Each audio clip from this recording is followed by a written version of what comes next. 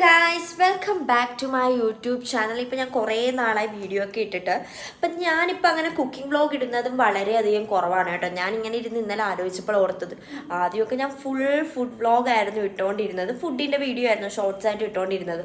പക്ഷെ ഇപ്പം ഞാൻ ഓർക്കുവാണ്, ഞാൻ അങ്ങനത്തെ ഇടുന്നത് കുറവാണ്. പണ്ടെല്ലാം ഇങ്ങനത്തെ കണ്ടൻസ് ആയിരുന്നു ഗൈസ്. അപ്പം ഞാനോർത്ത് നമ്മൾ ആദ്യമേ തുടങ്ങിയതൊക്കെ നമ്മളത് നിർത്തുന്നത് മോശമല്ലേ അല്ലേ. അപ്പം നമ്മളിന്ന് ഒരു പാലടയാണ് ഉണ്ടാക്കുന്നത്. പാലട എന്ന് വിചാരിക്കും, നിങ്ങൾ വിചാരിക്കും പായസമാണ്. പായസമല്ല, പാലട ദോശ അതാണ് ഉണ്ടാക്കാൻ പോകുന്നത്. ഇത് പ്രോപ്പർ പാലട റെസിപ്പിയാണോ ചോദിച്ചോന്നും എനിക്കറിയില്ല കേട്ടോ. അമ്മ കൊച്ചിലെ മുതൽ ഞാൻ സ്കൂളിൽ പോയിട്ടൊക്കെ വരുമ്പം അമ്മ ഇത് എനിക്ക് ഉണ്ടാക്കി തരാറുണ്ട്. പക്ഷെ എനിക്കിത് ഭയങ്കര ഇഷ്ടമാണ് കേട്ടോ. നല്ല ടേസ്റ്റാണ്. നെയ്യൊക്കെ ഇട്ട് ഈ ദോശ ചുട്ട് കഴിയുമ്പോൾ നല്ല അടിപൊളി ടേസ്റ്റാണ്. എന്നിട്ട് അമ്മ ഇതിന് പറഞ്ഞ പേര് പാലട എന്നാണ് കേട്ടോ. അതാണ് ഞാൻ അങ്ങനെ പറഞ്ഞത്. ഇനി അതിൻ്റെ റെസിപ്പിയാണോ ഒന്നും എനിക്കറിയില്ല. അപ്പം ഞാൻ ഓർത്ത് തന്നെ ഇന്ന് പാലട ഉണ്ടാക്കാമെന്ന്. അപ്പം എനിക്കാണെങ്കിൽ ഭയങ്കരമായിട്ട് വിശക്കുന്നു കേട്ടോ. ഇന്ന് വീട്ടിൽ ഫ്രൈഡ് റൈസ് ആയിരുന്നു. എനിക്ക് ഫ്രൈഡ് റൈസ് വലിയ താല്പര്യമൊന്നും ഇല്ല. അപ്പം അതുകൊണ്ട് തന്നെ ഞാൻ ഓർത്ത് തന്നാൽ ഈവനിങ് ഫുഡ് കഴിക്കാമെന്ന് ഓർത്ത്. ഇപ്പോൾ ഒരു 5 മണിയൊക്കെ ആയിട്ടുണ്ട്. അപ്പം നമ്മൾ പാലടയാണ് ഉണ്ടാക്കാൻ പോകുന്നത് കേട്ടോ. അപ്പം അതിനായിട്ട് എനിക്ക് അടുക്കള ഞാനിങ്ങനെ അളിച്ച് പറിച്ചൊക്കെ ഇടുന്നതുകൊണ്ട് തന്നെ അമ്മ അങ്ങനെ അടുക്കള എന്നെ കയറ്റുന്നത് കുറവാണ് കേട്ടോ. ഞാൻ എവിടെയെങ്കിലുമൊക്കെ ഇങ്ങനെ നശിപ്പിക്കും എന്നൊക്കെയാണ് അമ്മ പറയുന്നത്. അതുകൊണ്ട് തന്നെ അമ്മ എല്ലാ സാധനവും ഇവിടെ എടുത്ത് തന്നിട്ടാണ് പോയത്. മൈദ, ഏലക്ക അങ്ങനെ എല്ലാ സംഭവവും ഇവിടെ വെച്ചിട്ടാണ് പോയത്. ഇനി അതിന് വേണ്ടിയിട്ട് ഓരോ സ്ഥലം തപ്പി അളിച്ച് പറിക്കണ്ട എന്ന് വിചാരിച്ചിട്ട്. അപ്പം നമുക്ക് വീഡിയോയിലേക്ക് പോകാം കേട്ടോ. നമ്മൾ ആദ്യം മൈദയാണ് കേട്ടോ ഇടാൻ പോകുന്നത്. അപ്പം നമ്മൾ ഓരോ മെഷർമെൻ്റ് അനുസരിച്ച് നമ്മൾ ഇട്ടാൽ മതിയാവും.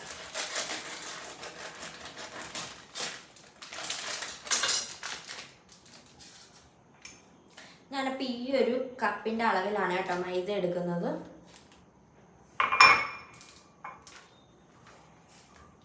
അങ്ങനെ നമ്മൾ 1 കപ്പ് മൈദ ഇട്ട് കൊടുക്കുന്നതിനകത്ത്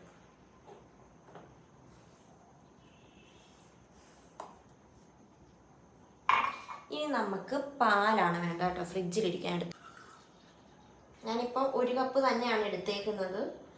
നമുക്കൊരു എന്താ പറയുക, ദോശ മാവിൻ്റെയൊക്കെ ഒരു പരുവായി കിട്ടണം നമുക്ക്. അപ്പം നമുക്ക് ഇച്ചിരി ആയിട്ട് ഇട്ട് കൊടുത്ത് മിക്സ് ചെയ്തെടുക്കാം.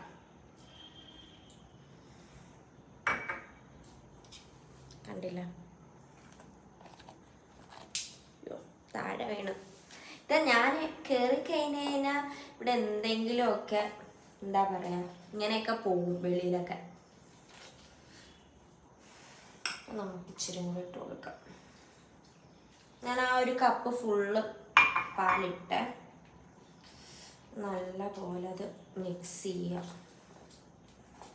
പാലിച്ചിരി കൂടിപ്പോയി തോന്നുക കേട്ടോ. അപ്പം നമുക്ക് ഇച്ചിരി കൂടെ മൈദ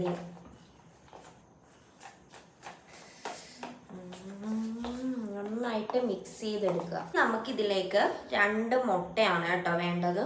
നമുക്ക് 2 മുട്ടയും കൂടെ പൊട്ടിച്ചിട്ട് കൊടുക്കാം.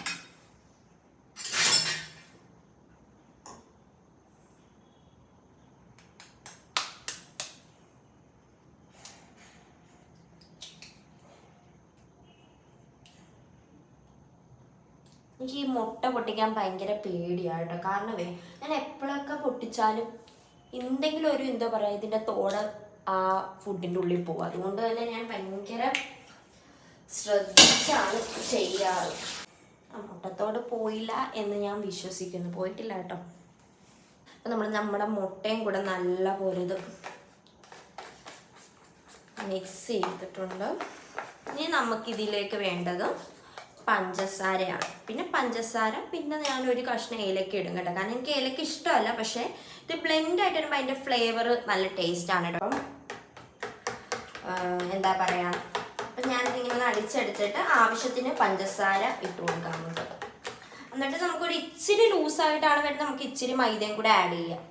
ഇതിനകത്തോട്ട് പഞ്ചസാര ഇട്ട് കൊടുക്കുകയാണ്. ഞാനൊരു 1 2 3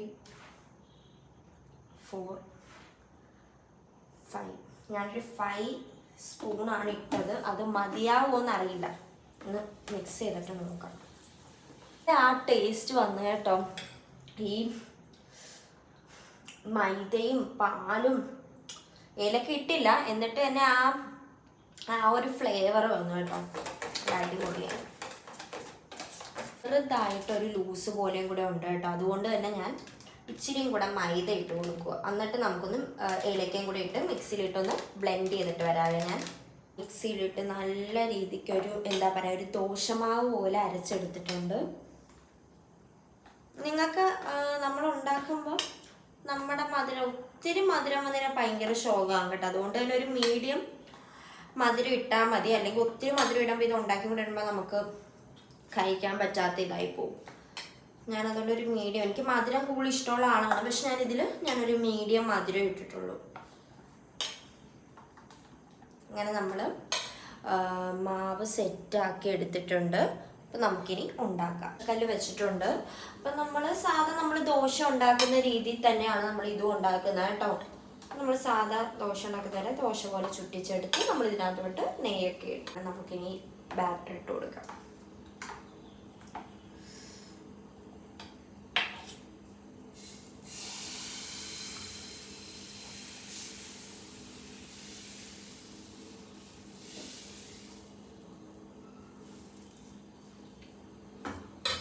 നമുക്ക് നെയ്യ് ഇട്ട് കൊടുക്കാം.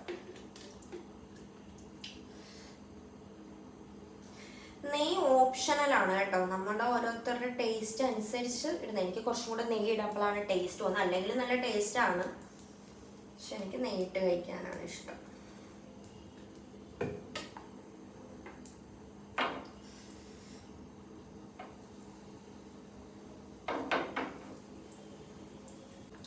മൊരിച്ചെടുത്തിട്ട് മടക്കുകയോ ചെയ്യുന്നു.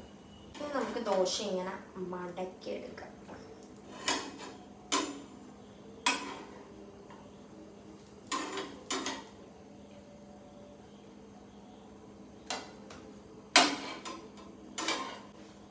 കണ്ടില്ല, ഇങ്ങനെയാണ് എനിക്ക് അമ്മ ഉണ്ടാക്കി തരാറ് കേട്ടോ.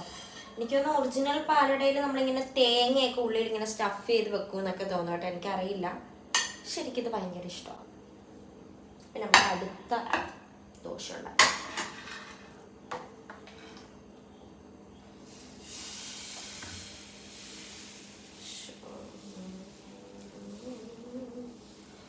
അങ്ങനെ നമ്മൾ നമ്മുടെ പാലട റെഡിയാക്കി എടുത്തിട്ടുണ്ട്. നല്ല അടിപൊളിയാണ് കേട്ടോ. അമ്മ ഇങ്ങനെ പണ്ടൊക്കെ ഉണ്ടായിക്കൊണ്ടിരുന്ന സമയത്തില്ല, അമ്മ ഇങ്ങനെ ചുട്ടുകൊണ്ടിരിക്കും. ഞാൻ 10-20 ഒക്കെ തിന്നുമായിരുന്നു കേട്ടോ. നല്ല ടേസ്റ്റാണ്. നിങ്ങളൊന്ന് ട്രൈ ചെയ്ത് നോക്കുക കേട്ടോ, നല്ല ടേസ്റ്റാണ്. അപ്പം അത്രയൊക്കെ ഉള്ളൂ. Bye bye.